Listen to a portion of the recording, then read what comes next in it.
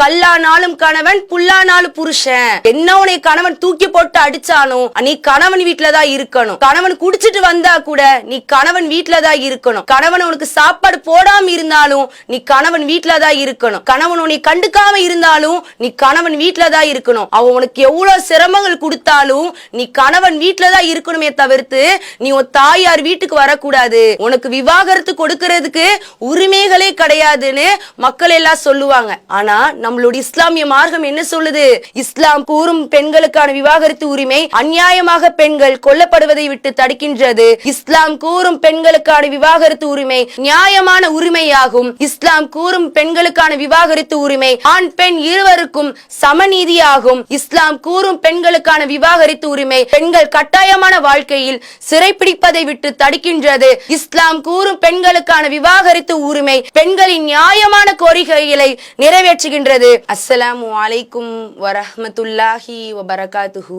இஸ்லாத்தின் பார்வையில் பெண்களுக்கான விவாகரத்து உரிமை. அல்லாஹ் பல கோள்களை படைச்சிருக்கான். அந்த கோள்கள்ல பூமியை படைச்சு அந்த பூமியில பல படைப்பினங்கள் அல்லாஹ் படைச்சிருக்கான். பல படைப்பினங்களே சிறந்தது மனித படைப்பினம் தான் அப்படின்னு அல்லாஹ் தாலாவே சொல்றான். மனித படைப்பினை பற்றி தனது திருமறை குர்ஆன்ல சொல்லும் போது லக்கத் ஹலக்னல் இன்சான ஃபீ அஹ்ஸனி தக்வீம், மனிதர்களை நாம் அழகிய தோற்றத்தில் படைத்தோம் அப்படின்னு சொல்லக்கூடியவனா இருக்கான். மனிதர்களை அல்லாஹ் ஆண் பெண் அப்படின்னு இரு பிரிவினரா படைச்சிருக்கான். மக்கள் இடத்துல கேட்கும் போது ஆண்கள் சிறந்தவங்களா அல்லது பெண்கள் சிறந்தவங்களான்னு கேட்டீங்கன்னா ஆண்கள் தான் சிறந்தவங்க அப்படின்னு சொல்லுவாங்க. அதே போல ஆண்களுக்கு உரிமைகள் அதிகமாக இருக்கா இல்ல பெண்களுக்கு அதிகமான உரிமைகள் இருக்கான்னு கேட்டா பெண்களுக்கு உரிமைகளே கிடையாது, ஆண்களுக்கு தான் உரிமைகள் இருக்கு அப்படின்னு சொல்லக்கூடிய மக்களாக இருப்பாங்க. ஆனா நம்மளுடைய இஸ்லாமிய மார்க்கத்துல பெண்களுக்கு அதிகமான உரிமைகள் கொடுத்திருக்கு.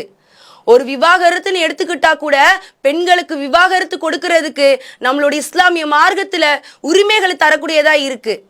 அதுவே மக்கள் என்ன சொல்லுவாங்க? விவாகரத்துக்கு ஒரு பெண் விவாகரத்து கொடுக்க கூடாது, ஆண் மட்டும்தான் கொடுக்கணும், அவ பிடிக்காம இருந்தா கூட தன்னுடைய கணவன் வீட்டுல தான் இருக்கணும்னு சொல்லுவாங்க.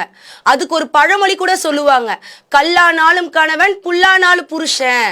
என்ன உன்னை கணவன் தூக்கி போட்டு அடிச்சாலும் நீ கணவன் வீட்டுல தான் இருக்கணும்.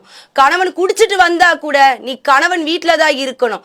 கணவன் உனக்கு சாப்பாடு போடாம இருந்தாலும் நீ கணவன் வீட்டுல தான் இருக்கணும். கணவன் உன்னை கண்டுக்காம இருந்தாலும் நீ கணவன் வீட்டுல தான் இருக்கணும். அவன் உனக்கு எவ்வளவு சிரமங்கள் கொடுத்தாலும் நீ கணவன் வீட்டுல தான் இருக்கணுமே தவிர்த்து நீ உன் தாயார் வீட்டுக்கு வரக்கூடாது. உனக்கு விவாகரத்து கொடுக்கறதுக்கு உரிமைகளே கிடையாதுன்னு மக்கள் எல்லாம் சொல்லுவாங்க. ஆனா நம்மளுடைய இஸ்லாமிய மார்க்கம் என்ன சொல்லுது? விவாகரத்து கொடுக்கறதுக்கு பெண்களுக்கு உரிமைகள் இருக்கு. அவங்க திருமண வாழ்வா இருந்தாலும் சரி, விவாகரத்தா இருந்தாலும் சரி, பெண்களுக்கு உரிமைகள் அதிகமாக இருக்கு. ஒரு பெண்மணி, அல்லாஹ்வின் தூதரே, நான் கண்ணி கழிந்த பெண்ணாக இருக்கேன், எனக்கு விருப்பம் இல்லாம என்னுடைய தந்தை திருமணம் பண்ணி வச்சுட்டாங்க, ஆனா எனக்கு அந்த திருமணத்துல சுத்தமா விருப்பம் இல்ல ரசூலான்வாங்க. உடனே ரசூல்லா அந்த திருமண உறவையை ரத்து செஞ்சிருவாங்க. அந்த கன்னி பெண்ணா இருந்தாலும் சரி, கன்னி கழிந்த பெண்ணாலும் இருந்தாலும் சரி, நம்மளுடைய இஸ்லாமிய மார்க்கத்துல ஒரு பெண்ணுக்கு இந்த திருமணத்துல விருப்பம் இல்லைன்னா அந்த திருமணம் கட்டாயமா ரத்து செய்யதாப்படும். ஆண்கள் விவாகரத்து கொடுக்கறதுக்கு நம்மளுடைய மார்க்கத்துல தலாக்குன்னு சொல்லுவோம். அதே போல ஒரு பெண் விவாகரத்து கொடுக்கறது குலா அப்படின்னு நம்ம சொல்லுவோம். இந்த குலா மற்றவங்க பார்க்கும்போது பெண் விவாகரத்து கொடுக்க கூடாது, ஆண்கள் மட்டும்தான் கொடுக்கணும், பெண் பிடிக்கலனா கூட கணவன் வீட்டுல தான் இருக்கணும்வாங்க. ஆனா நம்மளுடைய இஸ்லாமிய மார்க்கத்துல குலா கொடுக்கறதுக்கு பெண்களுக்கு உரிமைகளை கொடுத்திருக்கு. ஒரு பெண் அந்த கணவனை பிடிக்கல அப்படின்னா, அவளுடைய வாழ்க்கை கசப்பா இருக்கு அப்படின்னா, அந்த திருமணத்தின் போது அந்த ஆண் மகன் வீட்டுல இருந்து பெண்ணுக்கு மகர் மணக்கொடை கொடுத்திருப்பாங்கல்ல, அந்த மகரை பெண்ணிடத்திலிருந்து வாங்கி ஆணிடத்துல ஒப்படைச்சிட்டு உடனடியாக அந்த திருமண உறவை ரத்து செய்யணும் அப்படின்னு நம்மளுடைய இஸ்லாமிய மார்க்கம் சொல்லியிருக்கு. ஒருவேளை அந்த ஆணுக்கு அந்த திருமணத்துல விருப்பம் இருந்தாலும் சரி, பெண்ணுக்கு விருப்பம் இல்லாம தானே இருக்கு, அதுதான் நம்மளுடைய இஸ்லாமிய மார்க்கம் பாக்குது. அந்த திருமண உறவு ரத்து செஞ்சதுக்கு அப்புறம் அந்த பெண் 1 மாதவிடாய் காலம் இத்தா இருக்கணும். அந்த விவாகரத்தின் போது அந்த பெண்ணிக்கிட்ட இருந்து நம்ம எக்காரத்து கொண்டும் காரணத்தை கேட்க கூடவே கூடாதுன்னு சொல்லிருச்சு. ஆனா தலாக்கின் போது அந்த ஆண் கட்டாயமாக அந்த காரணத்தை சொல்லிதான் ஆகணும். எதற்காக அந்த பெண்ணை நீ விவாகரத்து கொடுக்கிற, எதனால கொடுக்கிற, காரணம் சரியாக இல்லைன்னா விவாகரத்து கொடுக்க மாட்டாங்க. ஆனா நம்மளுடைய குலால கட்டாயமா அந்த பெண் காரணத்தை சொல்ல தேவையே கிடையாது. அந்த கணவன் இடத்துல இருந்தாலும் சரி, அவங்களுடைய தாய் தந்தையாக இருந்தாலும் சரி, ஏன் மாமனார் மாமியாரு அந்த ஜமாத் தலைவரா கூட யாரா இருந்தாலும் சரி, அவ காரணத்துல சொல்ல தேவையே கிடையாது. அவளுக்கு விருப்பம் இல்லைன்னா அந்த திருமண உறவை கட்டாயமா அந்த ஜமாத் தலைவர் ரத்து செய்யதான் செய்யணும். அந்த ஆணுக்கு பிடிச்சிருந்தாலும் அந்த பெண்ணுக்கு பிடிக்காம இருக்குல்ல, அந்த பெண்ணுடைய நிலைமையை தான் நம்ம பார்த்து உடனடியாக ரத்து செய்யணும். நம்ம அந்த பெண்ணுக்கு பிடிக்கலானா வற்புறுத்தி வாழு, அந்த கணவன் இடத்துல வாழு, உன் வாழ்க்கை என்ன ஆயிரும் அப்படின்னு கூட நீங்க வற்புறுத்தாதீங்க. ஒரு உபதேசம் செய்யுங்களே தவிர்த்து அந்த பெண்ணை வற்புறுத்தாதீங்கன்னு நம்மளோட இஸ்லாமிய மார்க்கம் சொல்லுது. ஏன் அல்லாஹ்வின் தூதரே பரீரா அப்படின்ற ஒரு பெண் இடத்துல உபதேசம் தான் செஞ்சிருக்காங்களே தவிர்த்து கட்டளை இடல ரசூல்லா. பரீரா ஐஷா அலியால விடுதலை செய்யப்பட்ட ஒரு அடிமை பெண்ணாக இருக்காங்க. அவங்களுடைய கணவன் முக்கீஸும் அவரும் ஒரு அடிமையாக இருக்காங்க. பரீரா விடுதலை செய்யப்பட்ட உடனேயே முக்கீஸ பிரியறதுக்காக ஒரு முடிவு வராங்க. அப்போ முக்கீஸ் எந்த கட்டத்துக்கு அழுகுறாங்கன்னா, அவருடைய தாடி நினைற அளவுக்கு அவ்வளவு அழுகுறாங்க. எதற்காக? பரீரா தன்னை விட்டு பிரிறாங்க அப்படின்னு முக்கீஸ் ரொம்ப கவலையாகிறாங்க. அப்போ ரசூல்லா அப்பாஸ் ரலியல்லாஹு அன்ஹு அவங்கள்ட்ட சொல்றாங்க, அப்பாஸே உனக்கு இதை பார்த்து ஆச்சரியமா இல்லையா, வியப்படையலையா? முக்கீஸ் பரீரா மேல எவ்வளவு பாசம் வச்சிருக்காங்க, ஆனா பரீரா எவ்வளவு முக்கீஸ் மேல கோபமா இருக்காங்க, இதை பார்த்து உனக்கு கொஞ்சம் கூட வியப்படையலையா அப்படின்னு ரசூல்லா அப்பாஸ் ரலியல்லாஹு அன்ஹு அவங்கள்ட்ட சொல்லுவாங்க. ரசூலா என்ன செய்வாங்கன்னா பரீரா கிட்ட போவாங்க, பரீராவே லவ் ராஜாதிஹி, நீ அவரிடம் திரும்பி செல்ல கூடாதா, நீ திரும்பி பழையபடி நீ முக்கீஸோட சேர்ந்து வாழக்கூடாதா அப்படின்னு ரசூல்லா பரீரா கிட்ட சொல்லுவாங்க. அதுக்கு ரசூலா கிட்ட பரீரா கேட்பாங்க, யா ரசூலுல்லா தாமுருனி, நீங்க எனக்கு கட்டளை இடுறீங்களா ரசூல்லா, நீங்க எனக்கு ஒரு கட்டளை இடுறீங்களா அப்படின்னு சொல்லி கேட்பாங்க. அதுக்கு ரசூலா சொல்லுவாங்க, இன்னமான அஷ்பஹு, இல்ல நான் உனக்கு உபதேசம் தான் செய்யறேன், உனக்கு நான் கட்டளை இடல அப்படின்னு சொல்லி ரசூலா சொல்லுவாங்க. அதுக்கு பரீரா சொல்லுவாங்க, லா ஹாஜத்த லீ ஃபீஹி, அப்படின்னா எனக்கு அவர் தேவையே கிடையாது ரசூல்லா, நீங்க கட்டளை இட்டீங்கன்னா நான் என்ன செய்வேன், அவரோட சேர்ந்து வாழ்றேன், நீங்க எனக்கு உபதேசம் செஞ்சீங்கன்னா எனக்கு அவரோட சேர்ந்து வாழ விருப்பம் இல்ல ரசூலான்னுவாங்க. ரசூலா நினைச்சிருந்தா அந்த ஆண் அந்த மனைவி மேல எவ்வளவு பாசமா இருக்காங்க, ஒரு கணவன் மனைவி பிரிறாங்கன்னு தெரிஞ்சு அவருடைய தாடி நினைற அளவுக்கு அழுகுறாங்க. இந்த அளவுக்கு ரசூலா அவங்க பாசத்தை பார்க்கும் போது ரசூலா ஆமா நான் கட்டளை இடுறேன், நீங்க சேர்ந்து வாழ்ந்தா நல்லா இருக்கும் அப்படின்னு ரசூலா சொல்லியிருக்கலாம் தானே. அந்த இடத்துல ரசூலா என்ன சொல்றாங்க, நான் உனக்கு உபதேசம் தான் செய்யறேன்னு தவிர்த்து உனக்கு நான் கட்டளை இடல, நீ சேர்ந்து வாழ அப்படின்னு சொல்லி நான் உனக்கு கட்டளையே இடல, ஒரு உபதேசம் தான் நான் செய்யறேன்னு ரசூலா அந்த இடத்துல சொல்லக்கூடியவங்களா இருக்காங்க. அதே போல மகாலியா குலத்தை சார்ந்த மரியம் அப்படின்ற பெண்மணி ரசூலா இடத்துல வராங்க. அல்லாஹ்வின் தூதரே, நான் சாபித் பின் கைஸ விவாகரத்து கொடுக்கறதுக்கு முடிவா இருக்கேன். நான் சாபித்தை எதுக்காக விவாகரத்து கொடுக்கறேன்னா, அவருடைய மார்க்கத்தை நான் குறை சொல்லல, அவருடைய குணத்தை குறை சொல்லல, மாறாக இந்த இஸ்லாமிய மார்க்கத்தில் இருந்துட்டு இறை நிராகரிப்புக்குரிய செயலை செஞ்சிருவோன்னு நான் அஞ்சுற ரசூல்லா அப்படின்னு சொல்லுவாங்க. அதுக்கு ரசூல்லா அடுத்தபடியா எதற்காக காரணம் வேற ஏதாவது கேட்டாங்களா? கிடையாது. ரசூலா நீ சாபித்தோட மகரா கொடுத்திருப்பார்ல, அந்த மகரை நீ திரும்பி கொடுத்துறியான்னு கேட்கிறாங்க. உடனே அந்த பெண்மணி சொல்றாங்க, ரசூலா நான் கொடுத்துடுறேன் அப்படின்னு சொல்லவும் ரசூலா சாபித் கிட்ட அந்த மகரை வாங்கிட்டு நீ உடனடியா விவாகரத்து கொடுத்துரு அப்படின்னு ரசூலா அந்த சாபித் கிட்ட கட்டளை இடுறாங்க.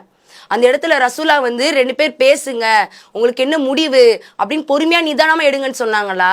கிடையாது. அந்த இடத்துல அந்த பெண் பிடிக்கலன்னு சொல்லும் போது சாபித் ரலியல்லாஹு அன்ஹு அவங்களை வர வச்சு நீ மகரை பெற்றுக்கொண்டு அந்த பெண்மணியை உடனடியா நீ விவாகரத்து கொடுத்துரு அப்படின்னு கட்டளையிடக்கூடியவங்களா இருக்காங்க.